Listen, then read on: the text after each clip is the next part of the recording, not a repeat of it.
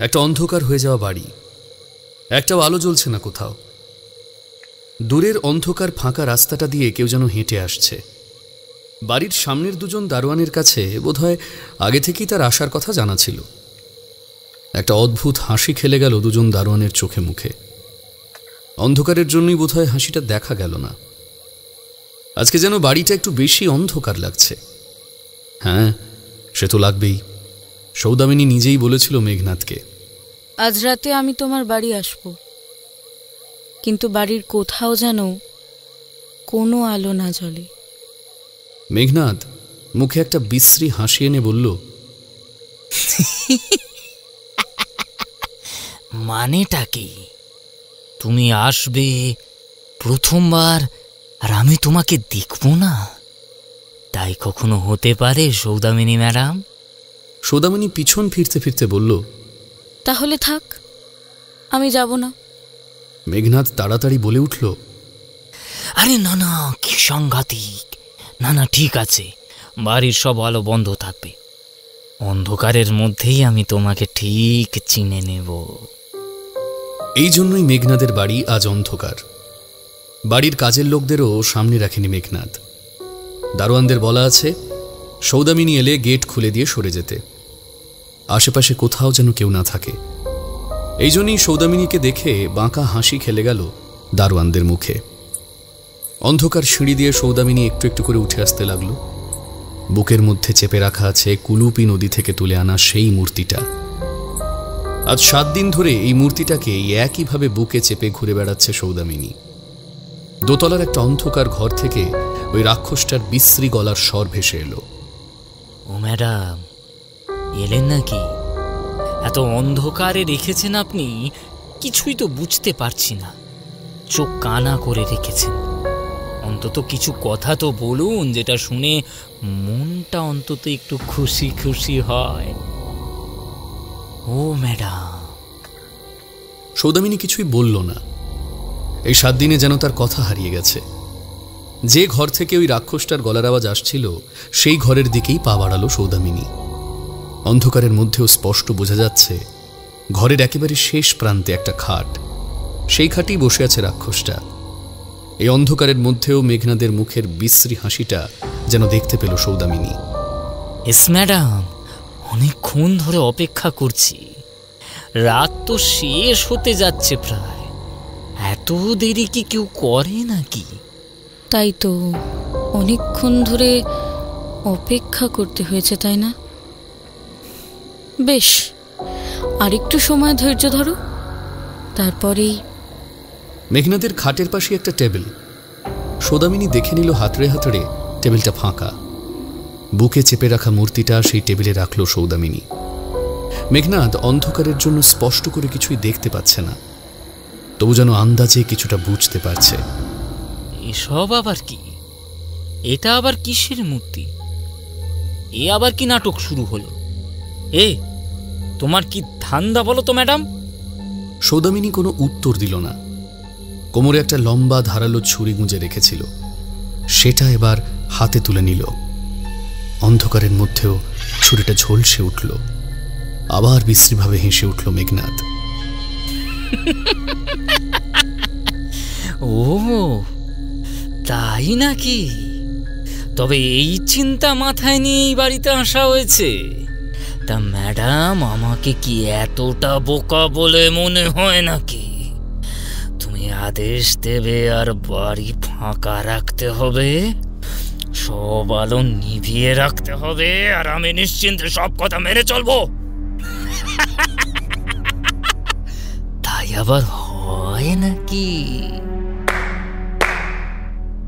মেঘনাদ দুবার হাতে তালি দিল। মনে হলো যেন মাটি ফুঁড়ে কয়েকজন লোক এসে হাজির হয়ে গেল। কে জানে কোথায় যে লোকগুলো ছিল, কোথায় যে লুকিয়েছিল তারা এতক্ষণ। মেঘনাদ আবার হাসতে হাসতে বলল,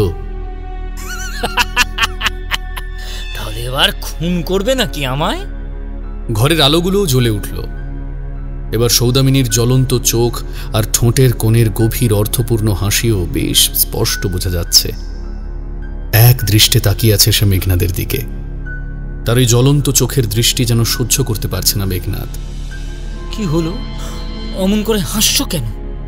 কি মনে হচ্ছে আমাকে খুন করতে পারবে? আমার দিকে এক পা এগোলে কিন্তু একেবারে শেষ করে দেব বলে দিচ্ছি। এদের দেখেছ তো, এরা তোমাকে একেবারে ছিঁড়ে খুঁড়ে রেখে দেবে।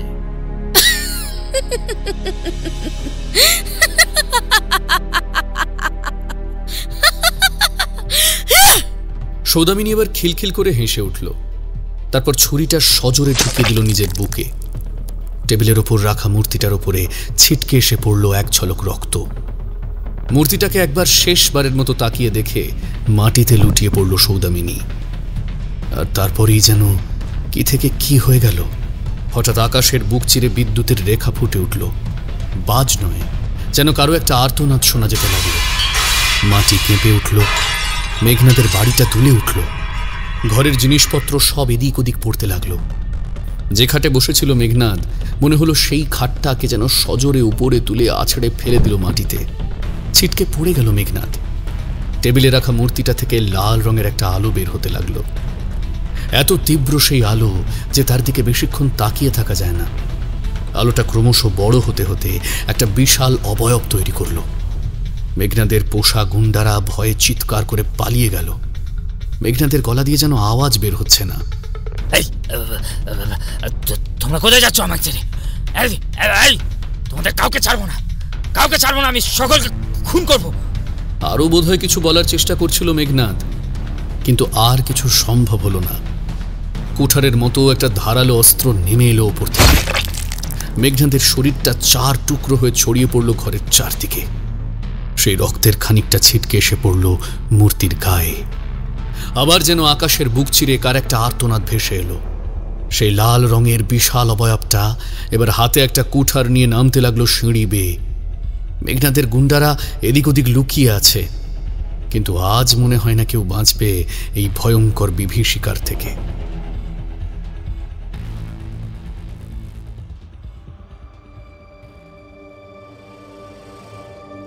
ঘটনাটা শুরু হয়েছিল বেশ কিছুদিন আগে। পুরুলিয়ার একেবারে শেষ প্রান্তে একটা ছোট্ট গ্রাম ফলিয়া। গরম পড়তে না পড়তে তাপমাত্রা সারাক্ষণই 40-এর উপরে ঘোরাফেরা করে। জ্যৈষ্ঠ মাসের মাঝামাঝি সময় সেটা প্রায় 50 ছুঁই হয়ে যায়। দুপুরের দিকে রাস্তায় বের হলে মনে হয় যেন হাত পায়ের চামড়া পুড়ে যাচ্ছে। আর বৃষ্টির সাথে ঠিক এই অঞ্চলটার শত্রুতা অনেক দিনের। সারা ভারতবর্ষে বৃষ্টি হবে, পশ্চিমবঙ্গের প্রতিটা জেলায় বৃষ্টি হবে, পুরুলিয়ারও সব জায়গায় বৃষ্টি হবে। তারপর আর যেটুকু জল বেঁচে থাকবে তাই কখনো কখনো হাতির সুঁড়ে করে জল ছেটানোর মতো করে ছিটিয়ে দেওয়া হয় এই গ্রামে। শুধু এখানেই শেষ নয়, এই গ্রামে 2টো হ্রদ আছে, কিন্তু ওই বৃষ্টির সময়টুকু ছাড়া সারা বছর সেগুলো থাকে শুকনো। একটা নদী ছিল কুলুপি নদী, তা সে বহুকাল হয়েছে সম্পূর্ণ শুকিয়ে গেছে। ওই বৃষ্টি হলেই যে একটু আধটু জল হয়, নয়তো সারা বছর শুধু আবর্জনা ফেলার জায়গা হয়ে আছে। সরকার থেকে বেশ কয়েকবার নলকূপ বসানো হয়েছে, কিন্তু কোনো কাজ হয়নি। ওই জলে আর্সেনিক আছে, একবার পেটে গেলেই সর্বনাশ। একখানা কাপড়ের কারখানা আছে, একটা সরু নালি দিয়ে সেই কারখানার কেমিক্যাল, রং এবং আরও নানান বর্জ্য পদার্থ মেশানো জল বেরিয়ে এসে কুলুপি নদীর ওই শুকনো জায়গাটায় পড়ে। গ্রামের অর্ধেক মানুষ ওই সরু নালা থেকেই ছোট ছোট ঘটি করে জল নিয়ে মাথায় ঢালে। এভাবেই স্নান সারা হয় গোটা গ্রামের। আর খাওয়ার জল, তার জন্য আছে মেঘনাদ সাধু খাঁর কুয়ো। মেঘনাদ সাধু খাঁ, তার দরজা গ্রামের গরিব মানুষের জন্য সব সময় খোলা। যার যখন ইচ্ছে তার বাড়ির কুয়ো থেকে জল নিয়ে যেতে পারে। না, একটু ভুল বললাম, মেঘনাদের বাড়িতে জল আনতে শুধু গ্রামের মহিলারাই পারে। কি মুশকিল, গেরস্থ বাড়িতে যখন ইচ্ছে পুরুষদের ঢোকানো যায় নাকি? আহা, মেঘনাদের বাড়িতেও মহিলারা আছে তো নাকি? তাদের কোনো নিরাপত্তা নেই? তাছাড়া মেঘনাদ সাধু খাঁ কোনো যে সে নাম নয়। নেহাত ওই বাপ ঠাকুরদার গ্রামকে ভালোবেসে এখানে পড়ে আছে তাই, নয়তো তার তো এতদিনে কোথায় না কোথায় থাকা উচিত ছিল। কত বড় ব্যবসা ওর, সারা বাংলা জুড়ে ব্যবসা। শহরে বড় বড় মিটিংয়ে ডাকা হয় ওকে, তাই তার বাড়িতে ঢুকতে গেলে কিছু নিয়ম তো মানতেই হয়। মেঘনাদের বাড়িতে যে মেয়েরা জল আনতে যায়, মেঘনাদ নিজে তাদের শরীরে হাত দিয়ে পরীক্ষা করে।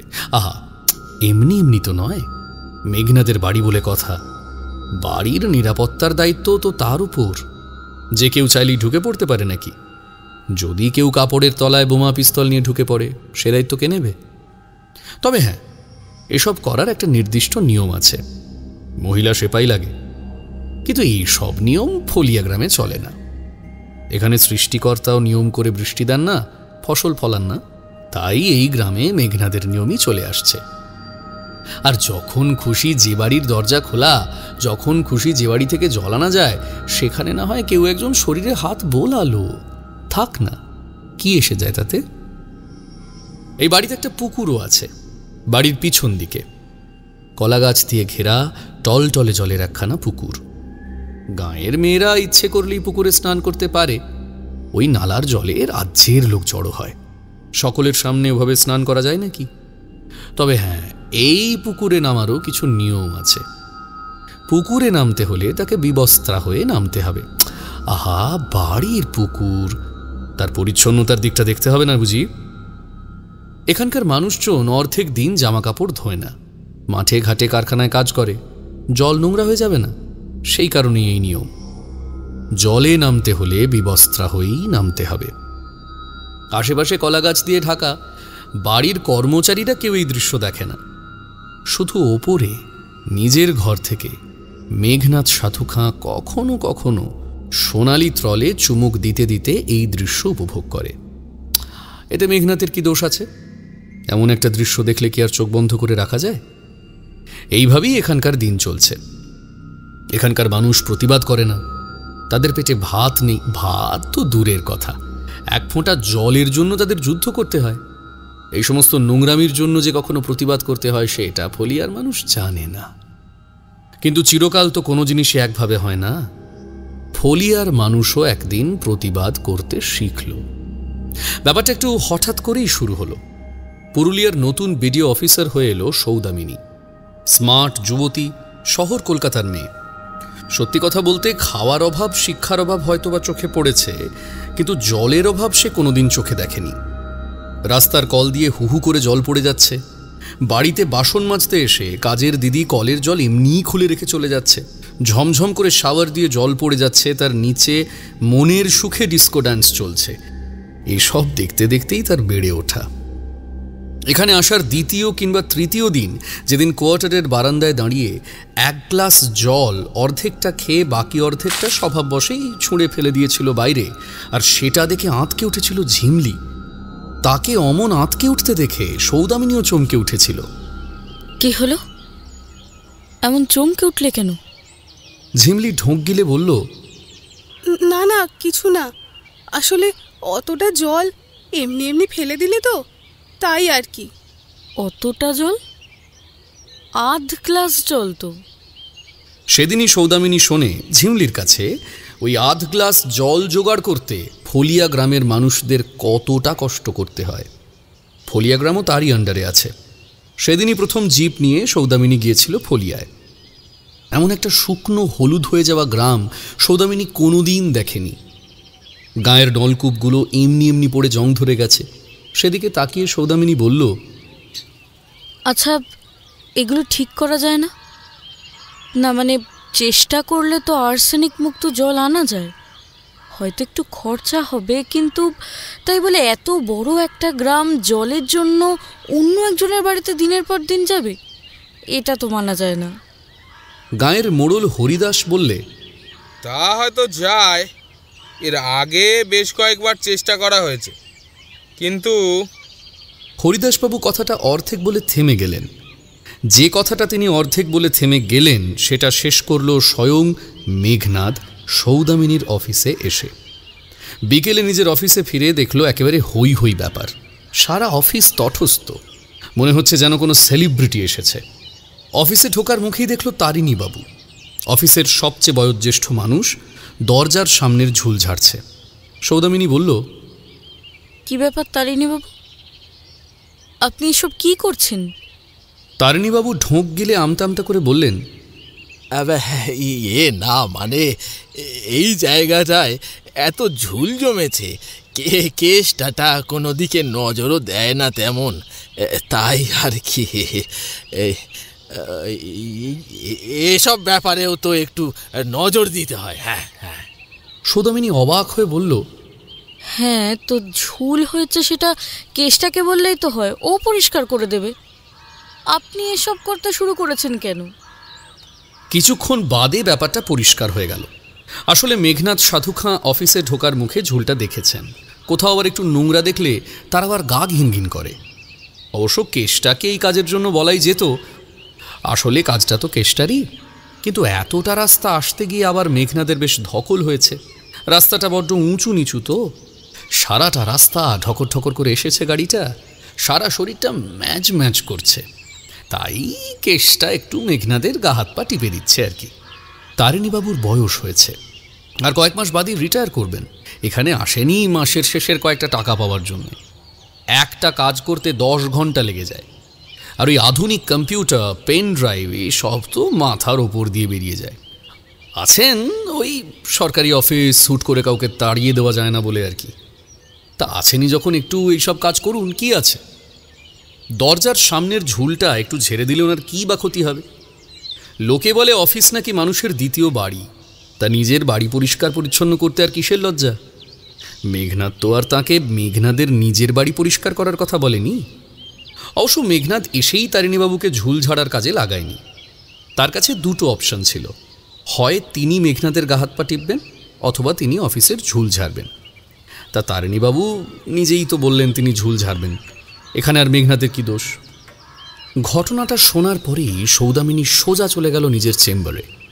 সেখানে গিয়ে তো তার চক্ষু চড়ক গাছ। মেঘনাদ বসে আছে সৌদামিনীর চেয়ারে, টেবিলের উপর পা তুলে। এরকম ব্যবহার সৌদামিনী এর আগে কখনো পায়নি। প্রথমটায় কেমন যেন অবাক হয়ে দাঁড়িয়ে রইল সে। মেঘনাদ দেখেও দেখলেন না তাকে। সে যেমন আয়েশ করে বসেছিল তেমনই বসে রইল। কেশটা তার কাঁধ টিপে দিচ্ছে, আর সে চোখ বুজে আরাম খাচ্ছে। সৌদামিনী এবার চিৎকার করে উঠল, কি হচ্ছেটা কি এখানে? মেঘনাদ যেন ঘুম ভেঙে জেগে উঠল। এই প্রথম যেন সে দেখতে পেল সৌদামিনীকে। এই দেখো, আপনি এসে গেছেন, আমি তো খেয়ালই করিনি। আসলে আপনি এতদিন এসেছেন, আপনার সাথে একবারও দেখা করতে আসা হয়নি। এত কাজের চাপ ম্যাডাম, কি বলবো। কিন্তু আজকে ভাবলাম, জানেন তো ম্যাডাম, আর যত কাজই থাকুক না কেন, একবার ম্যাডামের সাথে দেখা করে যাব। এই তো ভোরবেলা ফিরলাম জলপাইগুড়ি থেকে।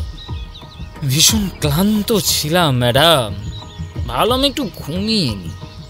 কিন্তু তারপরেই নিজেকে বললাম, তোর কত বড় সাহস বলতো, ম্যাডাম এসেছেন, এতদিন হয়ে গেল, একবারের জন্য ম্যাডামের খবরই নিলি না। তাই ম্যাডাম আমি একদম সকাল সকাল বেরিয়ে পড়েছিলাম, কিন্তু এসে দেখলাম আপনি আবার ফলিয়া চলে গেছেন। হে ম্যাডাম, আপনি শুধু শুধু ফলিয়া কেন যেতে গেলেন বলুন তো? এই তো আমি এসে গেলাম। এরপর আর কোনো দরকার হলে শুধু আমাকে একবার স্মরণ করবেন।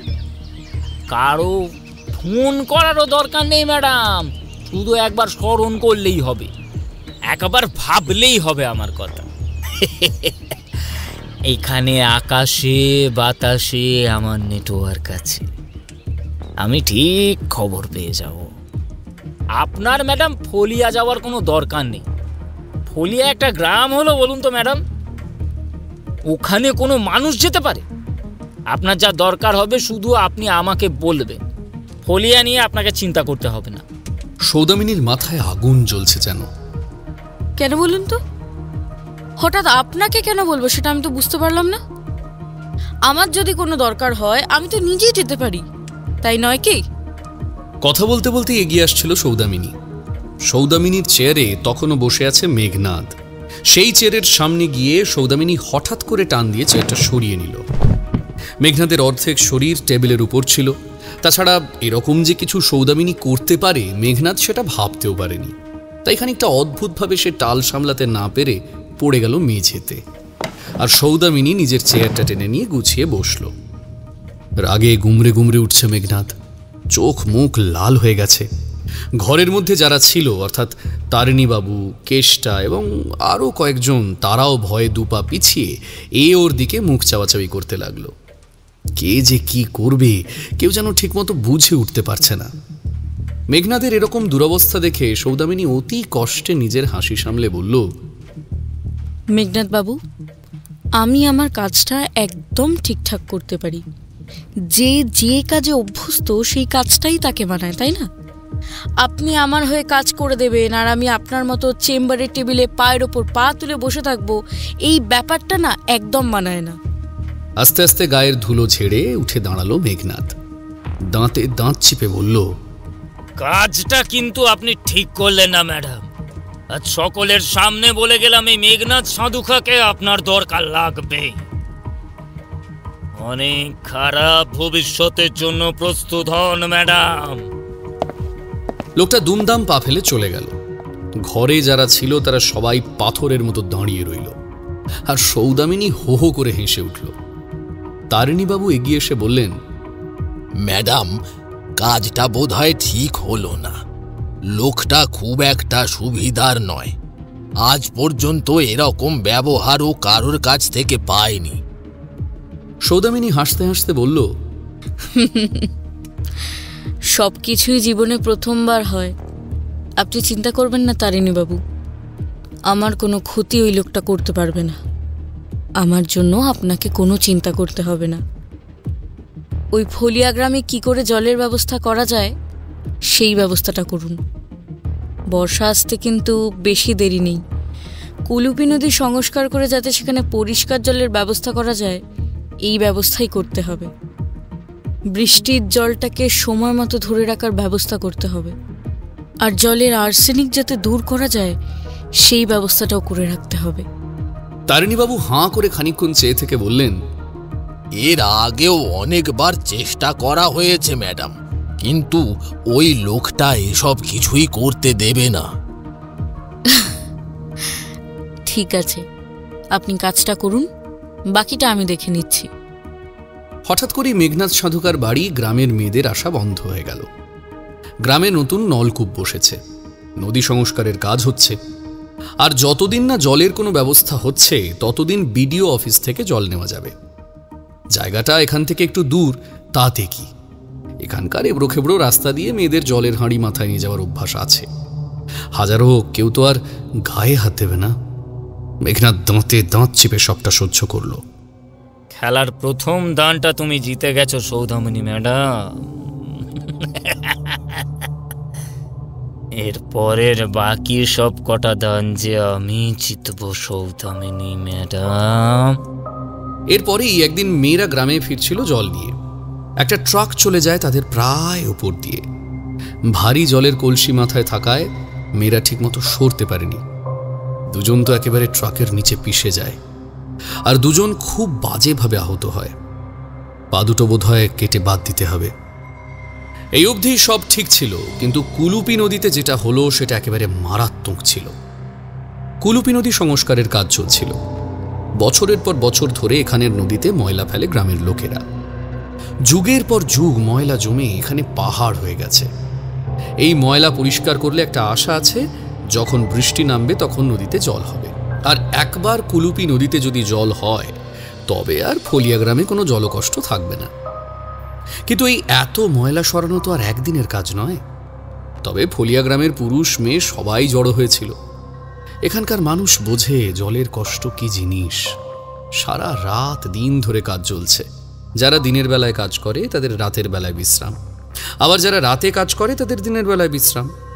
সব কিছু তো ঠিকমতোই চলছিল, কিন্তু হঠাৎ করেই একটা বিস্ফোরণ হলো। রাতের বেলায় ওই আবর্জনা পরিষ্কার করতে গিয়ে একটা বোমা ফেটে প্রায় 30 জন মানুষ মারা গেলেন। আরও অদ্ভুত ব্যাপার হলো, পুলিশ এসে দেখে বলল বোমা নয়, এতকালের আবর্জনা জমে পচে এখানে গ্যাস হয়ে গেছে। এই গ্যাসের বিষক্রিয়ায় নাকি এতগুলো মানুষ মারা গেছে। সৌদামিনী অবাক হয়ে বলল, এই মৃতদেহগুলোকে দেখেছেন একবারও? একজনেরও চেহারা চেনা যাচ্ছে না। এক একজনের তো হাত পা ছিন্ন ভিন্ন হয়ে এদিক ওদিক ছড়িয়ে পড়ে রয়েছে। আর আপনি বলছেন গ্যাসের বিষক্রিয়ায় এরকম বিস্ফোরণের আওয়াজ হয়েছে? গোটা গ্রাম রাতের বেলায় বিস্ফোরণের আওয়াজ শুনেছে। কতক্ষণ ধরে এখানে আগুন জ্বলছিল। আর আপনি বলছেন এখানে আবর্জনা থেকে বিষাক্ত গ্যাস থেকে এরকম বিস্ফোরণ হয়েছে? কোথায়? এতদিন ধরে এখানে কাজ চলছিল, আমরা তো সেরকম গন্ধ পাইনি। এই নোংরা কাজটা কে করেছে আমি খুব ভালো করেই জানি। ওই মেঘনাদ সাধুখা। ও চায় না এই ফলিয়া গ্রামে জল আসুক, এই কারণেই এরকম একটা নোংরা কাজও করেছে। পুলিশ অফিসার দামোদরবাবু অদ্ভুতভাবে খ্যাঁখ্যা করে হাসতে হাসতে বললেন, কিছু বলেন না ম্যাডাম, আপনি একটা লেখাপড়া জানা মহিলা, আইন নিয়েও পড়েছেন। এই একটা লোকের বিপক্ষে কোনো প্রমাণ না থাকলে তার সম্বন্ধে এরকম কোনো কথা বলা যায়? এই আপনি বলুন। আপনি বলেছেন মেঘনাদ বাবু এখানে বোমা পাঠিয়েছে, আপনার কাছে কোনো প্রমাণ আছে?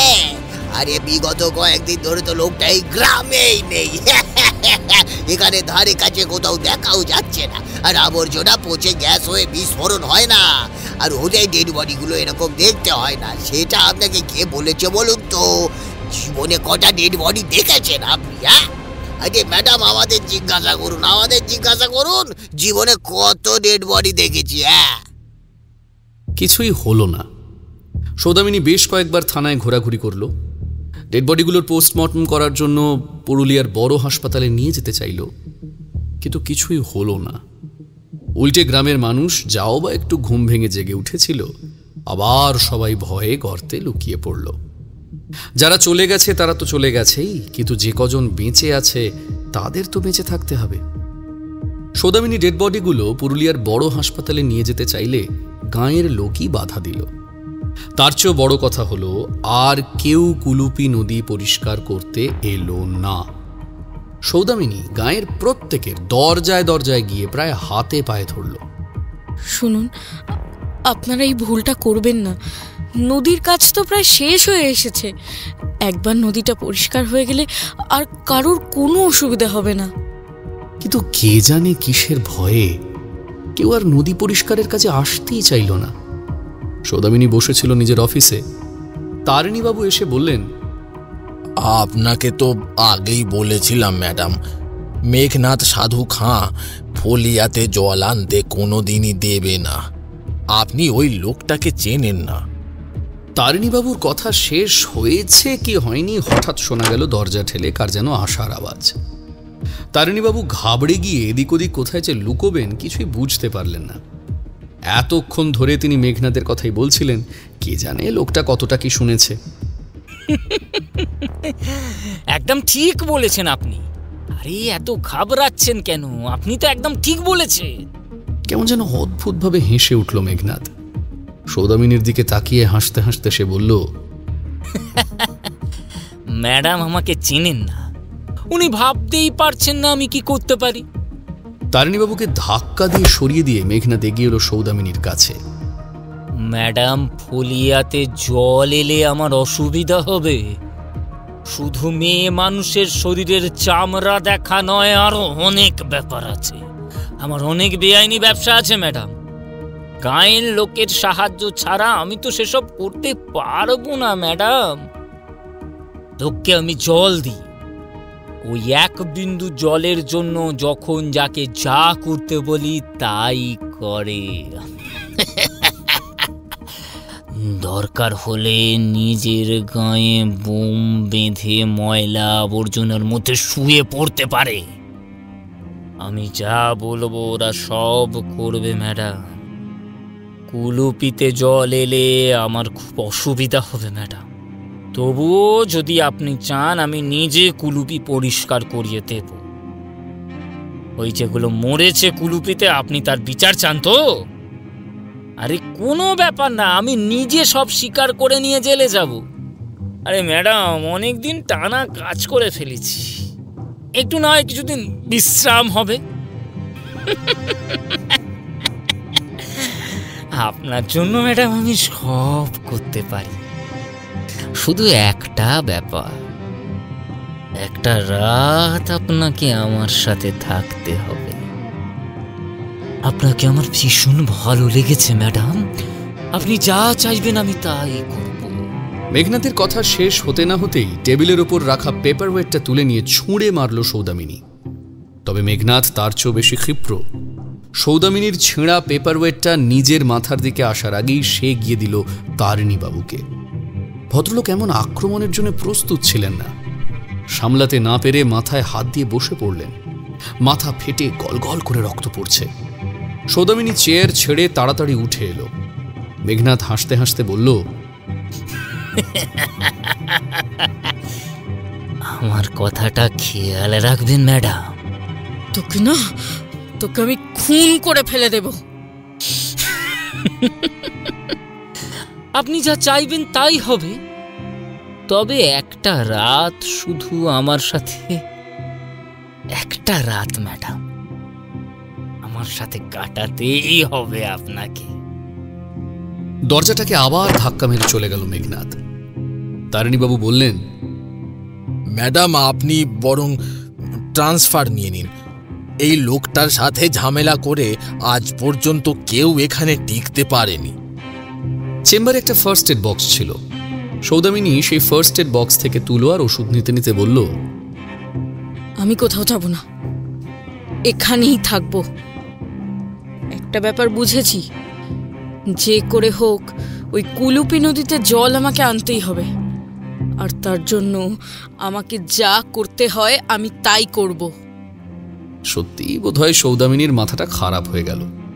কুলুপি নদীর ময়লা পরিষ্কার করার জন্য লোক পাওয়া যাচ্ছে না, এমনকি গাঁয়ের লোকেরাও রাজি হচ্ছে না।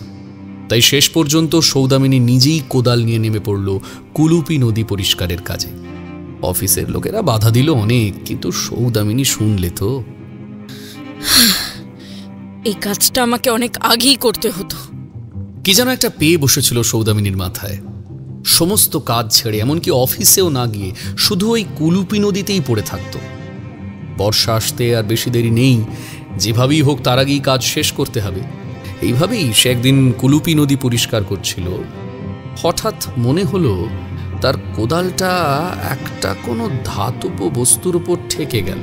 একটা টং করে আওয়াজ হলো। প্রথমটা একটু ভয় পেয়ে গিয়েছিল সৌদামিনী। কে জানে আবার মেঘনাদ সাধু খাঁ কিছু রেখে গেছে কিনা তার জন্য। খানিকক্ষণ অপেক্ষা করে দাঁড়িয়ে রইল সৌদামিনী। না, কিছু হলো না। এবার গ্লাভস পরা হাতে এদিক ওদিককার ময়লা কিছুটা সরিয়ে সৌদামিনী দেখতে পেল একটা ধাতব মূর্তি উল্টো হয়ে পড়ে আছে। চারদিকে তাকিয়ে মূর্তিটা হাতে নিল সৌদামিনী। অদ্ভুত একটা গণেশের মূর্তি। এমন মূর্তি সে আগে কখনো দেখেনি। তামার মূর্তি। সামান্য এক বোতল জল নিয়ে এসেছিল সৌদামিনী। সেই জলটা পুরোটাই ঢেলে দিল মূর্তিটার গায়ে। ঢালার পরে মনে হলো এর আগে ওই বোতল থেকেই সে এক চুমুক জল খেয়েছিল। আর কিছু না পেয়ে ওই খাওয়া জলটাই সে ঢেলে দিয়েছে মূর্তির গায়ে। সৌদামিনী দুহাত কপালে ঠেকিয়ে ক্ষমা চেয়ে নিল এই অনিচ্ছাকৃত ভুলের জন্য। একটু জল ঢালতেই মূর্তিটা যেন জল জল করে উঠল। আর হঠাৎ করেই আকাশে বিদ্যুৎ চমকে উঠল। মেঘ ছিল না আকাশে, একেবারে খটখটে পরিষ্কার আকাশ। বিনা মেঘে বজ্রপাত বোধহয় একেই বলে। মূর্তিটা হাতে নিয়ে হাঁ করে আকাশের দিকে তাকিয়ে দাঁড়িয়ে রইল সৌদামিনী। আকাশের দেবতা তাকে অভিশাপ দিল নাকি আশীর্বাদ ঠিক বুঝতে পারল না সৌদামিনী। কিন্তু কেমন যেন একটা আলস্য এসে গেল হঠাৎ। আজ আর নদী পরিষ্কার করতে ইচ্ছে করল না। তার চেয়েও বড় কথা, মূর্তিটা এইভাবে এখানে ফেলে রাখতে ইচ্ছে করছে না তার। বড্ড অদ্ভুত মূর্তিটা। এরকম গণেশের মূর্তি আগে কখনো দেখেনি সে। মূর্তিটা নিয়েই ওপরে উঠে এলো সৌদামিনী। তারিণীবাবু দাঁড়িয়ে আছেন তার জিপের কাছে। প্রায়ই তিনি এসে দাঁড়িয়ে থাকেন। বিশেষ করে যবে থেকে সৌদামিনীর ঘাড়ে এই নদী পরিষ্কারের ভূতটা চেপেছে। কিন্তু আজ যেন একটু বেশি গম্ভীর দেখাচ্ছে তাকে। অস্থিরভাবে পায়চারি করছেন। কে জানে আবার নতুন কোনো বিপদ হলো নাকি। সৌদামিনী আলতো হেসে জিজ্ঞাসা করল, কি হলো তারিণীবাবু, আবার কিছু হলো নাকি? ভদ্রলোক একটা গম্ভীর নিঃশ্বাস নিয়ে বললেন, হওয়া তো এখন সবে শুরু হয়েছে। তুমি মা সাপের লেজে পা দিয়েছ। ওই মেঘনাদ সাধু খাঁ একটা আস্ত সাপ। তুমি ট্রান্সফার নিয়ে চলে যাও, নইলে ও তোমাকে বাঁচতে দেবে না। কি হয়েছে কি? আবার নতুন করে কি কাণ্ড হলো? আজ অফিসে সিবিআই এর লোক এসেছিল। তুমি নাকি এখানকার উগ্রপন্থীদের সাহায্য করছো, ওদের টাকা পয়সা এবং অস্ত্র পাচার করছো। তোমার চেম্বার, কোয়ার্টার সব একেবারে সার্চ করার নামে লণ্ডভণ্ড করে দিয়ে গেছে। সৌদামিনী দাঁতে দাঁত চেপে পুরোটা শুনল। তারপর কিছু পেয়েছে ওরা? না, কিন্তু তোমাকে 7 দিনের জন্য সাসপেন্ড করা হয়েছে। সৌদামিনী চুপ করে শুনে গেল পুরোটা। হঠাৎ করেই বোধ হয় তারিণীবাবুর চোখ গেল সৌদামিনীর বুকের মধ্যে চেপে রাখা গণেশের মূর্তিটার দিকে। কি সর্বনাশ! এই এই এই এই এটা তুমি কোথায় পেলে? এটা কি উঠিয়ে নিয়ে এসছো? সৌদামিনী বড় মমতা ভরে তাকিয়ে রইল মূর্তিটার দিকে। ওই নদীটা পরিষ্কার করতে গিয়ে পেলাম, পাঁকের মধ্যে আটকে ছিল। বোধহয় কেউ মূর্তিটা বিসর্জন দিয়ে দিয়েছিল নদীতে। এখন নদী শুকিয়ে গেছে, তাই সম্ভবত পাঁকে আটকে ছিল মূর্তিটা। তারিণীবাবু গম্ভীর হয়ে বললেন, মূর্তিটা এখানে রেখে যাও। মানে কেন? অবাক হয়ে গেল সৌদামিনী। এটা উচ্ছিষ্ট গণেশের মূর্তি। এই মূর্তি বাড়িতে নিয়ে যাওয়া যায় না, তান্ত্রিক মতে পুজো করতে হয়। সৌদামিনী হাসতে হাসতে বলল, ওসব তন্ত্রমন্ত্র আমি কিছুই মানি না। তাছাড়া এটা একটা মূর্তি মাত্র, এটা বাড়িতে নিয়ে গেলে কার কি হতে পারে? আর উচ্ছিষ্ট গণেশ মানেটা কি? আমি এরকম মূর্তি আগে কখনো দেখিনি। দেখনি, কারণ গণেশের এরকম মূর্তি সাধারণত লোক সমাজে পূজিত হয় না। এটা একটা বিশেষ মূর্তি। তুমি মেঘনাদ সাধু খাঁয়ের ব্যাপারে আমার কথা শোনোনি। এখনো বলছি, বাড়ি ফিরে যাও কিংবা অন্য কোথাও ট্রান্সফার নিয়ে চলে যাও। সে কথাও শুনবে না জানি, কিন্তু এই মূর্তির ব্যাপারে যেটা বলছি সেটা অন্তত শোনো। এটা বাড়িতে নিয়ে যেও না, ভয়ঙ্কর ব্যাপার ঘটতে পারে। সে তো বুঝলাম, কিন্তু এই উচ্ছিষ্ট গণেশ মানেটা কি? আর এই যে মূর্তিটা, এরকম অদ্ভুত মূর্তি বা কেন? আমি আপনার কথা শুনবো, কিন্তু কিন্তু তার আগে আপনাকে মূর্তির কথা আমাকে বলতে হবে। হ্যাঁ, এই ব্যাপারে একটা গল্প আছে। একবার বিদ্যাবান নামে এক অসুর ব্রহ্মার তপস্যা করে তাকে তুষ্ট করেন। ব্রহ্মা বর দিতে চাইলে স্বাভাবিকভাবে অন্যান্য অসুরদের মতো বিদ্যাবানও চায় অমরত্ব, কিন্তু ব্রহ্মা বলেন তিনি কাউকে অমরত্বের বর দিতে অপারগ। অবশ্য যদি বিদ্যাবান চায় তবে নিজের মৃত্যুর ব্যাপারে কিছু শর্ত অবশ্যই রাখতে পারে। বিদ্যাবানও ভেবে চিনতে শর্ত রাখলেন। তাকে মারতে হলে এমন এক দেবতা যে সেই মুহূর্তে তার সঙ্গিনীর সাথে রতিক্রিয়ায় ব্যস্ত থাকবেন, ওই অবস্থাতেই বধ করতে হবে বিদ্যাবানকে। ব্রহ্মদেব বর দেন, আর তারপরেই যথারীতি সে বাঁধনহারা অত্যাচার শুরু করে নিরীহ মানুষদের উপর। স্বর্গ, মর্ত, পাতাল বিদ্যাবানের অত্যাচারে একেবারে ত্রাহি ত্রাহি রব তুলতে শুরু করল। কিন্তু বিদ্যাবানকে তো পরাজিত করাও সম্ভব নয়। এমন কে আছে যে এরকম একটা নিজস্ব সময়ে নিজের সঙ্গিনীর সাথে সঙ্গমরত অবস্থায় যুদ্ধ করবে একটা অসুরের সাথে? কোনো দেবতা যখন এই কাজের দায়িত্ব নিলেন না, তখন এগিয়ে এলো গণেশ। রাগে তার শরীর রক্তিম রং ধারণ করল। তার বাম উড়ুতে এসে বসলেন দেবী বিঘ্নেশ্বরী। গণেশের সুর দেবীর যোনি স্পর্শ করল, আর এই অবস্থাতেই তিনি যুদ্ধ করলেন বিদ্যাবানের সাথে এবং পরাজিতও করলেন। গণেশের এই রূপটি উচ্ছিষ্ট গণেশ রূপে পুজো করা হয় তান্ত্রিক মতে। এঁটো মুখে বাড়ির বাইরে অশুদ্ধ কাপড়ে এই গণেশের পুজো করা হয়। সেজন্যই বলছি, এটা যেখান থেকে পেয়েছ সেখানেই রেখে এসো, বাড়ি নিয়ে যেও না। বাড়ি থাকলে তো বাড়িতে নিয়ে যাবে। তারিণীবাবুর কথা শুনতে শুনতে সৌদামিনী কোথায় যেন হারিয়ে গিয়েছিল। তারিণীবাবু নিজেও খেয়াল করেননি কখন যেন মেঘনাদ এসে দাঁড়িয়েছে। মুখে একটা বিশ্রী হাসি, চোখে কেমন যেন জ্বলন্ত আগুন। সৌদামিনী কোনো উত্তর না দিয়ে একই রকম জ্বলন্ত দৃষ্টিতে তাকিয়ে রইল মেঘনাদের দিকে। কি ব্যাপার ম্যাডাম? শুনলাম আপনি নাকি টেররিস্টদের সাহায্য করছেন, ওদের আর্মস জোগাচ্ছেন। ছি ছি ছি ম্যাডাম, আপনার কাছ থেকে এটা আশা করিনি। সৌদামিনী গম্ভীর গলায় বললেন, এটাও যে আপনার কাজ এ ব্যাপারে কোনো সন্দেহ নেই। ওই দেখুন ম্যাডাম, আপনি এর মধ্যেও আমার ষড়যন্ত্র দেখছেন তো? আরে আপনাদের সরকারের লোকজনই এসে তো বলল সবটা। ওরাই তো আপনার চেম্বার কোয়ার্টার সব তছনছ করে প্রমাণ খুঁজলো, সব জায়গায় তালা ঝুলিয়ে দিয়ে গেছে ম্যাডাম। 7 দিন সময় আছে আপনার হাতে।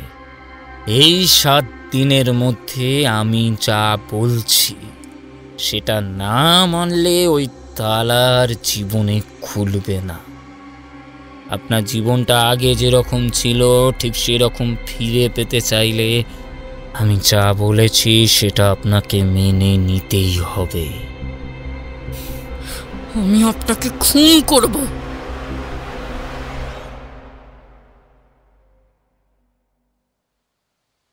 কয়েকদিন ধরে মনের ভিতরটা কেমন যেন করছে।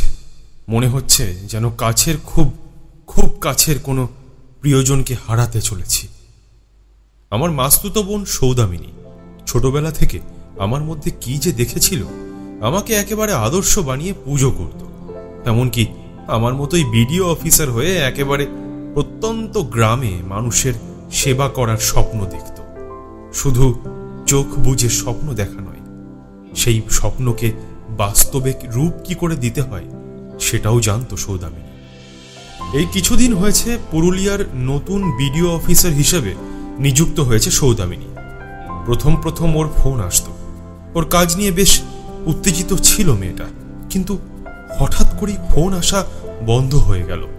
ভাবলাম বোধহয় কাজের চাপ বেড়েছে, ওদের ওখানে জল নিয়ে কি একটা সমস্যার কথা শুনছিলাম, হয়তো সে কারণেই খুব ব্যস্ত হয়ে পড়েছে মেয়েটা।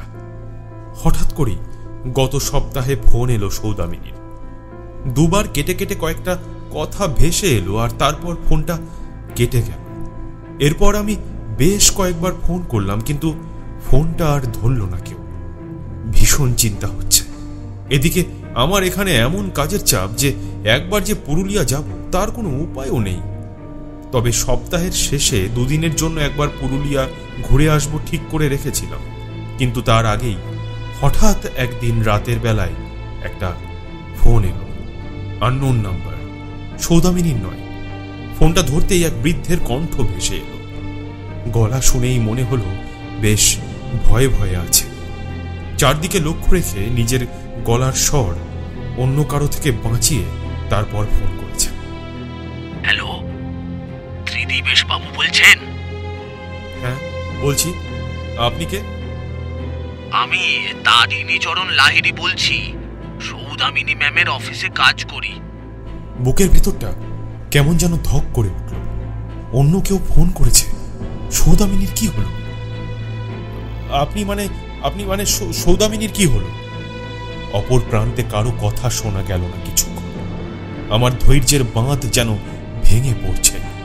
কিছুক্ষণ বাদে আবার শোনা গেল সেই বয়স্ক লোকটির স্বর।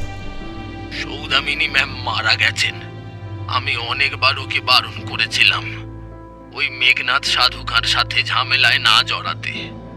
ম্যাডাম যে শেষ পর্যন্ত কি করলে সেটাও বুঝতে পারছি না। কাল রাতে আপনার নম্বরটা দিয়ে বলেছিলেন ওর কিছু হয়ে গেলে আপনার সাথে যোগাযোগ করতে।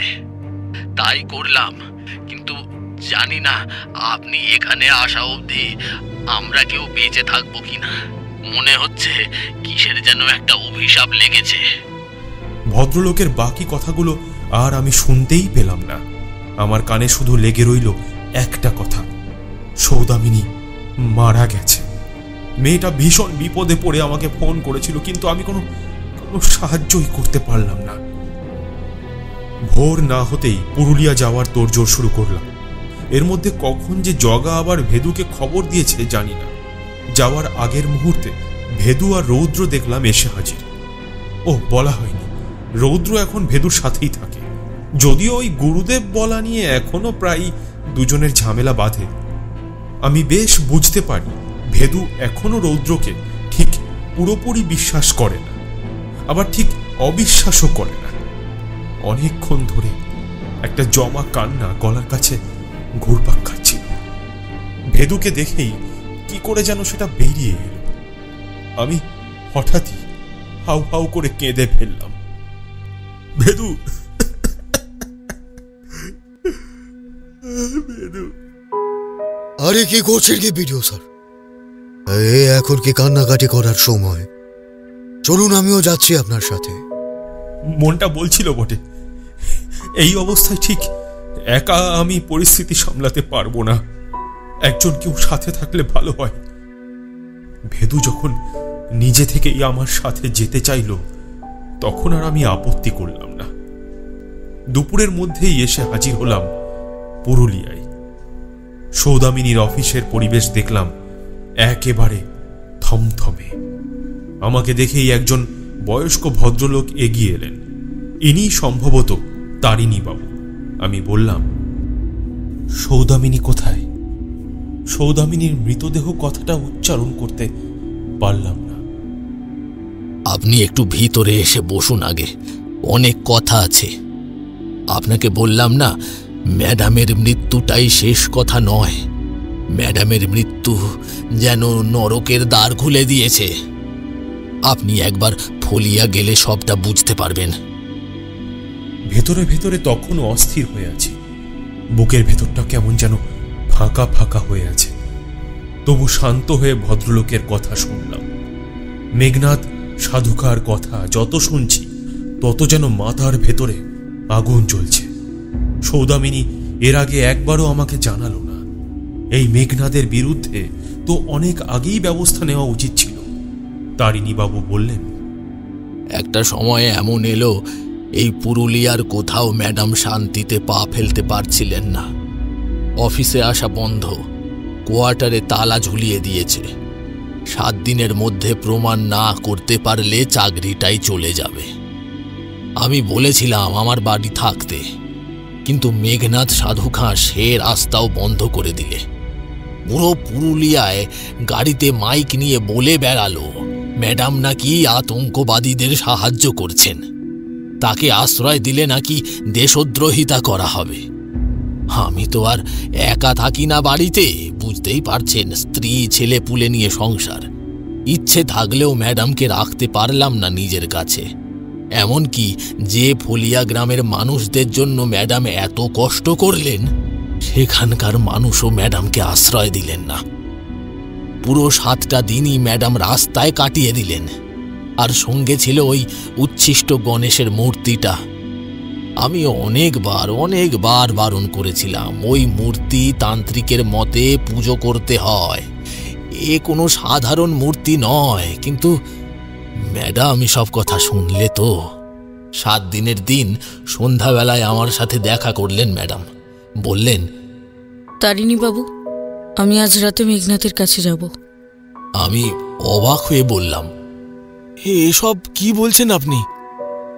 এছাড়া যে আর কোনো উপায় নেই তারিণী বাবু।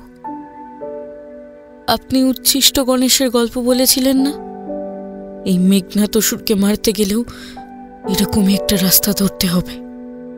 আমি আঁতকে উঠলাম। সৌদামিনী ম্যাডাম কি বলতে চাইছেন? কি সত্যিই কি লোকটাকে খুন করতে চান নাকি? আমি কিছু জিজ্ঞাসা করার আগেই চলে গেলেন তিনি। আর পরের দিনই খবর এলো সৌদামিনী ম্যাডাম মারা গেছেন।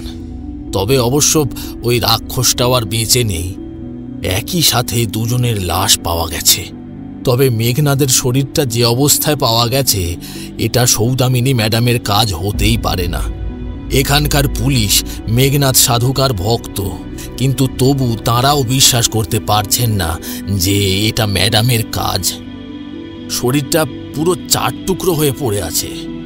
মনে হচ্ছে কে যেন কোনো ধারালো অস্ত্র দিয়ে একেবারে মেপে 4টে টুকরো করে কেটেছে। সৌদামিনী ম্যাডাম মেঘনাদকে খুব ঘেন্না করত। এমনিতেও লোকটা ঘেন্না করার মতোই মানুষ, কিন্তু তাই বলে কোনো মানুষ আর একটা মানুষকে এতটা নৃশংসভাবে মারতে পারে না। তাহলে আপনার কি মনে হয় কে মারল মেঘনাদকে? ভদ্রলোক খানিকক্ষণ চুপ করে রইলেন। চোখে মুখে আতঙ্ক ঠিকরে বের হচ্ছে। বুঝতে পারলাম না, মেঘনাদ যখন মরেই গেছে তাহলে তারিণী বাবু কাকে ভয় পাচ্ছেন। তারিণী বাবুকে দেখে মনে হলো তিনি যেন কিছু একটা বলতে চাইলেও বলতে পারছেন না। আমার পিছন থেকে ভেদু খুব আস্তে আস্তে বলল, উচ্ছিষ্ট গণেশ। আমি তাকালাম ভেদুর দিকে। তারিণী বাবু বললেন, আসলে এই ঘটনার পর থেকেই একটা লাল রঙের বিশাল অবয়বকে কুঠার হাতে ঘুরে বেড়াতে দেখা যায় রাতের বেলায়। তার সামনে হঠাৎ কেউ পড়ে গেলেই ঠিক ওই মেঘনাদের মতো 4 টুকরো করে ফেলে দেওয়া হয় তাকে। ফলিয়া গ্রামে সকলে আতঙ্কের মধ্যে দিন কাটাচ্ছে। 2 জন পুলিশ অফিসার একইভাবে মারা গেছে। কেউ কেউ লুকিয়ে দেখেছে সেই অবয়বকে। তাকে দেখলেই মনে হয় সে যেন কিছু খুঁজছে। মাঝে মাঝে আস্ত বাড়ি উঠিয়ে ফেলে, বট অসত্যের মতো বড় বড় গাছ এক হাতে তুলে ফেলে কিছু একটা খোঁজার চেষ্টা করে, আর তারপর যেন কিছু একটা খুঁজে না পেয়ে সেটা দূরে ছুঁড়ে ফেলে দেন। আমি তাকালাম ভেদুর দিকে। তবে এবার উত্তরটা দিল তার শাগরেদ। বেশ গম্ভীর হয়ে দূরে কিছু একটার উপর দৃষ্টি রেখে সে বলল, সৌদামিনী ম্যাডাম বোধহয় না জেনেই উচ্ছিষ্ট গণেশকে জাগ্রত করে তুলেছেন। ভগবান নিজেই এবার প্রতিশোধ নিতে নেমেছেন। রৌদ্র যখনই এমন সব কথা বলে ভেদু একটা অদ্ভুত দৃষ্টি নিয়ে তার দিকে তাকায়। ভাবটা এমন যে তুমি তো সবই জেনে এসেছো, তাহলে আর নতুন করে কি জানতে চাও। আর ভেদুর চোখে অমন একটা দৃষ্টি দেখে রৌদ্রও কেমন যেন একটা থতমত খেয়ে চুপ করে যায়। ভেদু রৌদ্রের দিকে তাকিয়েই বলল, যেদিন প্রথম নিজের এঁটো করে খাওয়া জল দিয়ে মূর্তিটা ধুয়েছিল সেদিনই অভিষেক হয়ে গেছে। তারপর ম্যাডাম নিজের ঘরে আর যেতে পারেননি। যে কাপড়ে ছিলেন সেই কাপড়েই ওই মূর্তিখানা আগলে নিয়ে বেরিয়েছেন। অশুদ্ধ বস্ত্রে পুজো করা হয়েছে উচ্ছিষ্ট গণেশকে। আপনি নিয়মের কথা বলছিলেন না, সব নিয়ম মেনেই পুজো হয়েছে। আর শেষ নৈবেদ্য হলো ম্যাডামের নিজের জীবন। আমি ম্যাডামের মৃতদেহ দেখিনি, কিন্তু আপনার কথা শুনে মানুষ চোখে যতটা দেখতে পাচ্ছে তাতে মনে হচ্ছে ম্যাডাম নিজেই নিজের বুকে ছুরি মেরেছেন, আর সেই রক্ত ছিটকে গিয়ে পড়েছে মূর্তির গায়ে। আর তাতেই দেব নিজে প্রকট হয়ে প্রতিশোধ নিতে শুরু করেছে।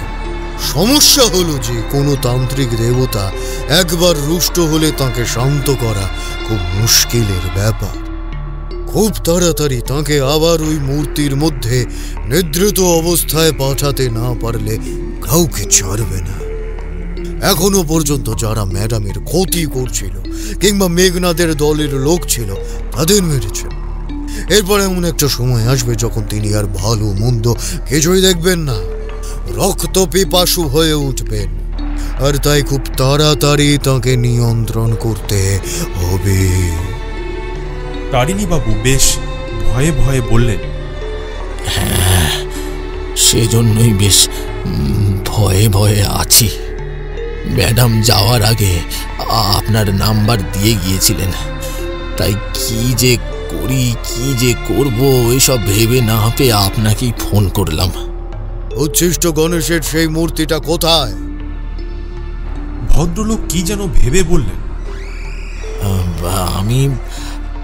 আমি ঠিক জানি না। সেদিন রাতে যে মেঘনাদের বাড়িতেও ম্যাডাম ওই মূর্তিটা নিয়ে গিয়েছিলেন কিনা সেটাও আমি বলতে পারবো না। আপনি বললেন বলে তাই জানতে পারলাম। আমি ওই মূর্তিটা এরপর আর কখনো দেখিনি। আমি খানিকটা অবাক হয়ে ভেদুর দিকে তাকিয়ে বললাম, এবার তাহলে আমরা কি করব? ফলিয়া যাব, কিন্তু সৌদামিনী কোথায়? এত কিছু শোনার পরেও সৌদামিনীর বডি বা লাশ বলতে গলায় আটকালো। তারিণী বাবুর দিকে তাকালাম। এখনো ওই মর্গেই আছে। বাড়ির কেউ না এলে পুলিশ দেহ দিতে চাইছিল না।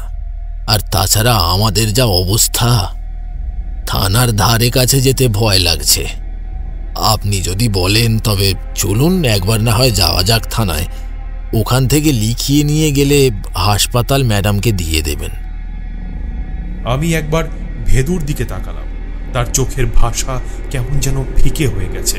বোধহয় সৌদামিনীর মৃত্যুর থেকেও অসংখ্য নিরীহ মানুষের বিপদটা বেশি করে তার মনে আলোড়ন ফেলতে শুরু করেছে। উচ্ছিষ্ট গণেশকে শান্ত করার কি যে উপায় হতে পারে সেটাই এখন তাকে বেশি করে চিন্তায় ফেলেছে। হয়তো সেটাই ঠিক। আমি দীর্ঘশ্বাস ছেড়ে বললাম, না থাক, এখন আর থানায় যাওয়ার দরকার নেই। আগে বরং ফলিয়াতেই যাই। আগে ফলিয়ার সমস্যা দূর করি, তারপরই না হয় আমি আমার বোনের দেহ সৎকার করব। অনেক কষ্টে দেহ কথাটা উচ্চারণ করলাম। পুরুলিয়ার বিডিও অফিস থেকে যখন ফলিয়া পৌঁছলাম ততক্ষণে সূর্য ডুবে গেছে। একটা হালকা আলো তখনও আছে আকাশের গায়ে, কিন্তু সেই আলোকে একেবারেই বিশ্বাস নেই মানুষের। রাস্তায় একটা মানুষকে দেখা যাচ্ছে না। আশপাশের বেশ কয়েকটা বাড়ি দেখলাম ভেঙে তছনছ হয়ে আছে। গাছপালা মাটি থেকে উপড়ে পড়ে আছে দূরে। রাস্তার দুপাশে কাদার উপরে রক্তের ছোপ লেগে আছে। দেখলেই বুকের ভেতরটা কেমন যেন আঁতকে ওঠে।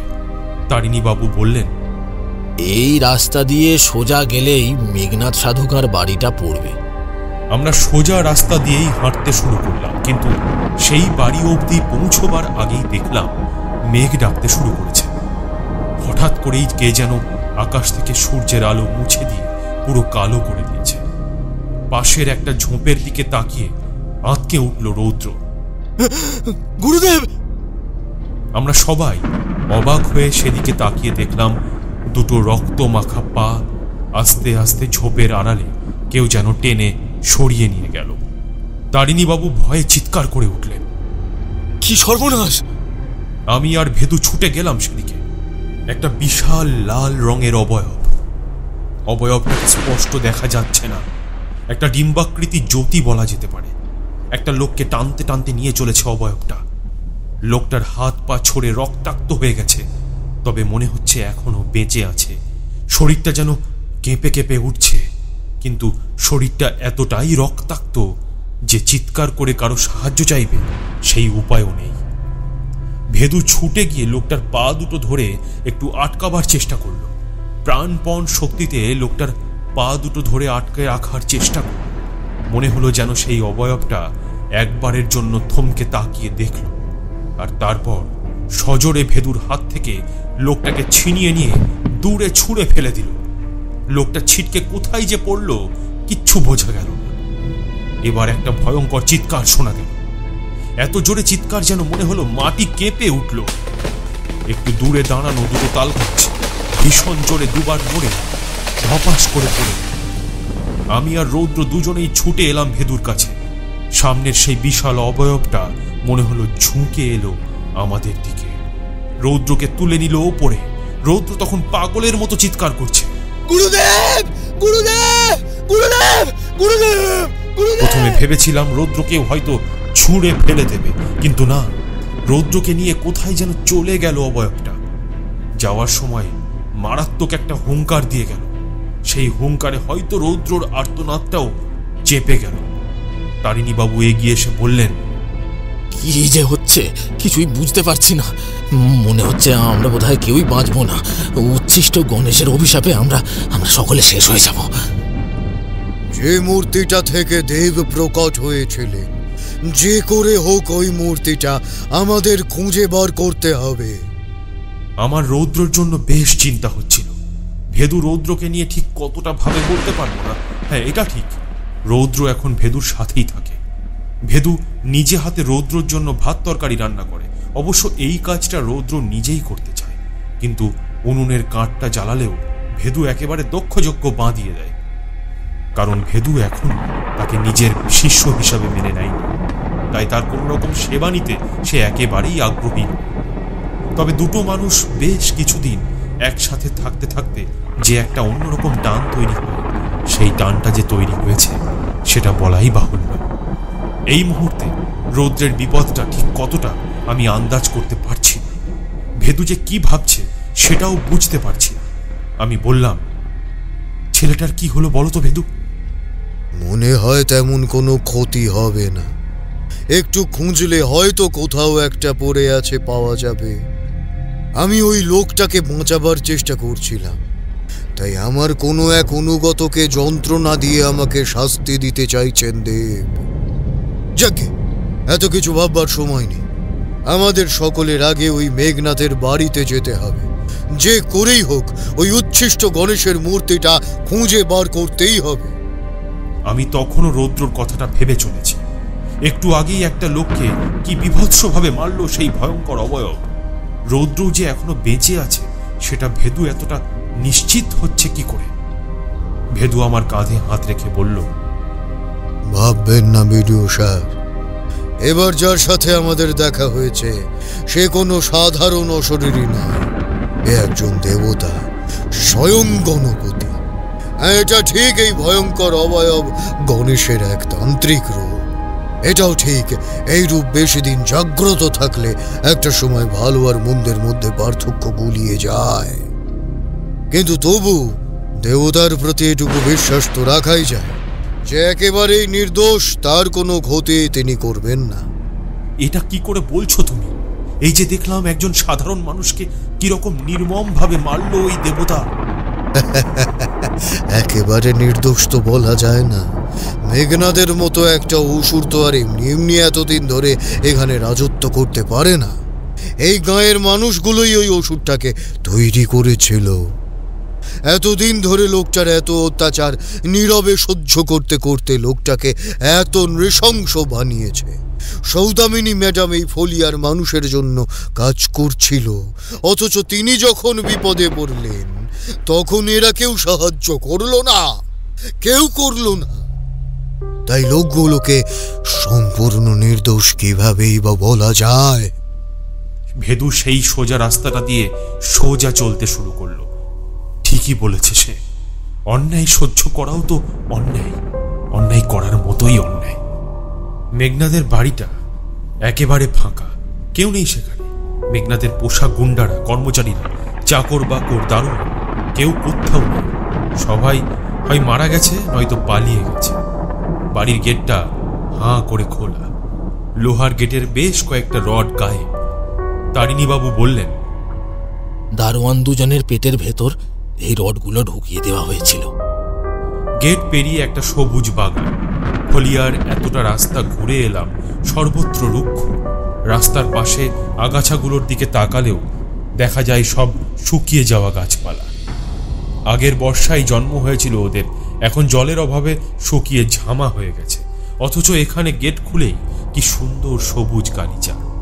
সারা ফলিয়ার জল বোধহয় লোকটা নিজের কবজায় রেখে দিয়েছিল, কিন্তু আজ সেই সবুজ গালিচার উপরে রক্তের ছোপ লেগে আছে। দোতলা বাড়িটা কেমন যেন খাঁ খাঁ করছে। পুরো বাড়িটা অন্ধকার, কার যেন গম্ভীর পায়ের শব্দ পাওয়া যাচ্ছে। আমরা যেদিক যেদিক যাচ্ছি মনে হচ্ছে যেন পায়ের শব্দটা সেদিক সেদিকেই যাচ্ছে। হঠাৎ দেওয়ালে একটা লাল রঙের অবয়ব ফুটে উঠেছে, তারপর আবার সেটা মিলিয়ে যাচ্ছে হঠাৎ করে। একতলার সব কটা ঘর ভেদু ভালো করে খুঁজে দেখল সেই মূর্তিটা কোথাও দেখা গেল কিনা। না, সেই মূর্তিটা কোথাও দেখা গেল না। মনে হচ্ছে ওপরে মেঘনাদের ঘরেই হয়তো আছে মূর্তিটা। ম্যাডাম ওপরের ঘরে গিয়ে এই মূর্তিটা রেখেছিলেন, তারপর তো। ভেদু তার কথা অসমাপ্ত রেখেই ছুটে গেল ওপরের ঘরে। মেঘনাদ এবং সৌদামিনীর দেহ সরানো হয়েছে, তবে তাদের রক্তের দাগ এখনো লেগে আছে মাটিতে। কেমন যেন গা গুলিয়ে উঠছে আমার। ভেদু বোধহয় আশা করেছিল বিছানার পাশের টেবিলে রাখা থাকবে মূর্তিটা, কিন্তু এখানেও নেই। হতাশ হয়ে ভেদু বলে উঠল, কোথায় যেতে পারে মূর্তিটা? মূর্তিটা হাতে না পেলে তো ভগবানকে তার নিজের জায়গায় ফিরিয়ে নিয়ে যেতে পারবো না। ভেদুর কথা শেষ না হতেই কোথা থেকে যেন একটা আর্তনাদ ভেসে এলো। কে যেন চিৎকার করছে। তারিণীবাবু ভয়ে কাঁপতে কাঁপতে বললেন, এভাবে কি চিৎকার করছে এখানে? এ বাড়িতে তো কেউ জীবিত নেই। কিছুই ঠিকমতো বুঝতে না পেরে আমরা দৌড়ে গেলাম আর্তনাদ লক্ষ্য করে। আওয়াজটা আসছিল ছাদের দিক থেকে। একসাথে সবাই ছুটে ছাদে গিয়ে দেখলাম রৌদ্র ছাদের মাটিতে শুয়ে চিৎকার করছে। মনে হচ্ছে কেউ যেন ওর মাথাটা চেপে ধরে আছে, এত জোরে চেপে ধরে আছে যে ও নিজেকে ছাড়াতে পারছে না। দুটো হাত দুটো পা শূন্যে তুলে চিৎকার করছে। ভেদু দৌড়ে গেল ওকে বাঁচাতে, কিন্তু দেখলাম রৌদ্র কেমন যেন লাট্টুর মতো বন বন করে ঘুরতে শুরু করেছে। আর ঠিক তার মাথার কাছে সেই বিশাল বড় লাল রঙের অবয়ব। আমরা কাছে এগোতে যেতেই সেই লাল অবয়ব থেকে একটা জ্যোতি বের হতে শুরু করলো। সেই জ্যোতি এতটাই ভয়ঙ্কর যে আমরা চারদিকে ছিটকে পড়ে গেল। তারিণীবাবু ভয়ের চোটে নিচে চলে গেল। রৌদ্র আরো জোরে চিৎকার করতে শুরু করলো। বেচারা বোধহয় ভেবেছে আমরা ওকে এই অবস্থায় ফেলে পালিয়ে যাব। ভেদুকে দেখলাম কি যেন একটা মন্ত্র পড়তে শুরু করলো। মন্ত্র পড়া শুরু হতেই আবার আকাশে বাজ পড়ার আওয়াজ, আর তার সাথে কার যেন হুঙ্কার। আমি ভাবলাম বোধহয় আরো কিছু একটা ভয়ানক ঘটনা ঘটবে এবার, তবে সেরকম কিছু হলো না। দেখা গেল সেই লাল অবয়ব হঠাৎ করেই মিলিয়ে গেল। রৌদ্র তখন মাটিতে পড়ে হাঁপাচ্ছে। ভেদু ছুটে গেল রৌদ্রর কাছে। রৌদ্র তার মাথাটা দেখিয়ে কি যেন বলতে চাইল, কিছু বুঝতে পারলাম না। ভেদু বলল, বুঝতে পারছি তোমার ভয়ঙ্কর যন্ত্রণা হচ্ছে। অশরীরী দেওয়া আঘাতের থেকেও এই যন্ত্রণা বড় মারাত্মক। আমি ওষুধ দেবার চেষ্টা করছি, দেখছি কতটা কি করা যায়। রৌদ্র কাতরাতে কাতরাতে কিছু একটা বলার চেষ্টা করল, কিন্তু তার আগেই তারিণীবাবু আবার ওপরে উঠে এলেন। ভদ্রলোক নিচে গিয়েও ঠিক শান্তি পাচ্ছিলেন না, সেটা বোঝা গেল। বয়সের একটা ব্যাপার আছে, দুবার সিঁড়ি দিয়ে ওঠানামা করেই বড্ড হাঁপিয়ে পড়েছে। আমার মনে হয় এখান থেকে পালিয়ে যাই আমরা। হ্যাঁ, ফুলিয়া গ্রামটা শেষ হয়ে যাবে বোধহয় এবার। অর্ধেক লোক এমনিতেই মারা গেছে, বেশিরভাগ পালিয়ে গেছে। আর যারা এখানে আছে তারাও আজকালের মধ্যে পালিয়ে যাবে, নয়তো মরবে। এদের আর বাঁচানোর চেষ্টা করা বৃথা। আমার বোধহয় আপনাদের এখানে ডেকে আনাটাই ভুল হয়েছে। ভেদু একটা লম্বা নিঃশ্বাস নিয়ে বলল, আপনার কি মনে হয় তারিণীবাবু, এখান থেকে পালিয়ে গেলেই সব সমস্যার সমাধান হয়ে যাবে? ভগবানকে ওই মূর্তির মধ্যে প্রবেশ করাতে না পারলে খুব তাড়াতাড়ি এমন একটা দিন আসবে যখন সারা পৃথিবী ফলিয়া হয়ে যাবে। তখন আপনি কোথায় পালাবেন? ভদ্রলোক আমতা আমতা করে কিছু একটা বলতে চাইলেন, কিন্তু কিছু বলার আগেই মনে হলো কে যেন তাকে ছোঁ মেরে নিয়ে চলে গেল। আমি আর ভেদু একসাথে চেঁচিয়ে উঠলাম, তারিণীবাবু! একেবারে ঘন কালো অন্ধকার চারিদিকে, মাঝে মাঝে বিদ্যুৎ ঝলকে উঠছে। ভালোর মধ্যে আপাতত একটাই খবর, ভেদুর ওষুধে বোধহয় একটু কাজ হয়েছে। রৌদ্র ঘষতে ঘষতে কোনো মতে উঠে বসল। গুরুদেব, সামনের পুকুরটায় আমি একটা লাল আলো দেখেছি। লাল আলো মানে? ওই লাল অবয়বটা যখন আমাকে প্রায় উড়িয়ে নিয়ে এখানে এনে হাজির করলো, কিছু মুহূর্তের জন্য আমাকে ওই বাগানের মধ্যে ফেলে রেখে কোথায় যেন অদৃশ্য হয়ে গেল। আমি যে ঠিক কি করব বুঝতে পারছিলাম না গুরুদেব, তাই একটু এদিক ওদিক ঘুরে দেখছিলাম। আসলে কোথায় যে এসে পড়লাম, এটাই যে ওই মেঘনাথদের বাড়ি, কিছুই তো ঠিক বুঝতে পারছিলাম না।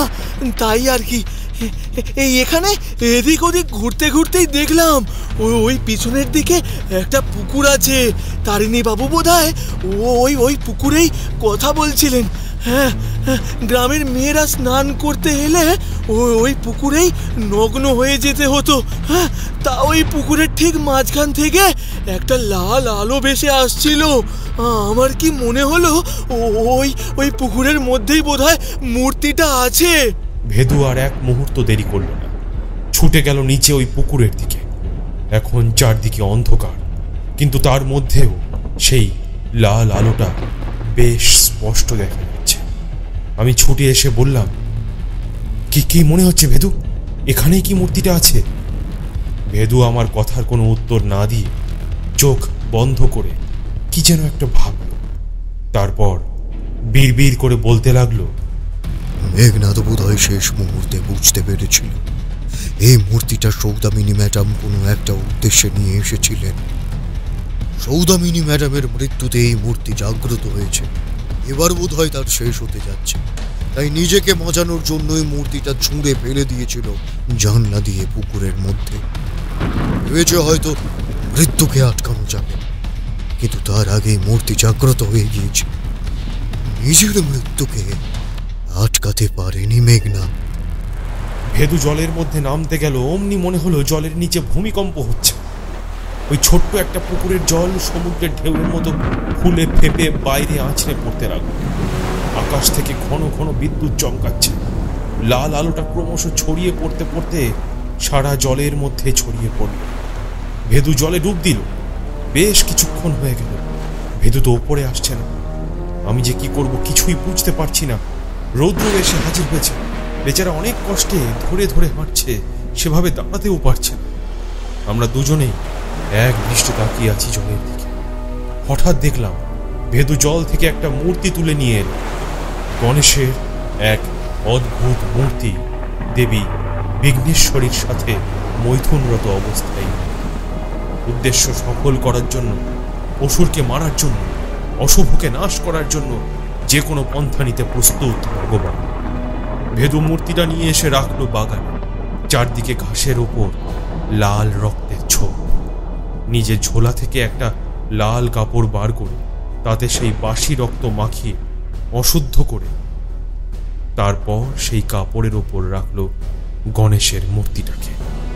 তারপর নিজের কালো পোশাকের উপরেও কিছু রক্তের ছিটে লাগিয়ে অশুদ্ধ করল। তারপর ভেদুর জপ শুরু। আকাশে তখনও ঘন ঘন আর্তনাদ শোনা যাচ্ছে। আস্তে আস্তে ভেদুর জপের সংখ্যা বাড়তে লাগলো, কমতে লাগলো সেই আর্তনাদ। আস্তে আস্তে সবকিছু স্বাভাবিক হয়ে যেতে লাগলো। পূব আকাশ লাল হয়ে একটা নতুন সূর্যোদয় হল। উচ্ছিষ্ট গণেশের সেই মূর্তিটা আবার কুলুপির জলেই ভাসিয়ে দেওয়া হলো। হ্যাঁ, কুলুপিতে জল এসেছে। এবার কি হলো কে জানে। বর্ষা যেন একটু বেশ কিছুটা সময় আগেই চলে এসেছে। দুকুল ছাপিয়ে কুলুপি নদী বয়ে চলেছে। তবে এবার ফলিয়ার লোকেরা বলা বলি করছিল, কুলুপি নদীর নামটা একটু বদলে দেওয়া যায় না? নতুন নামটা সৌদামিনী হলে কেমন?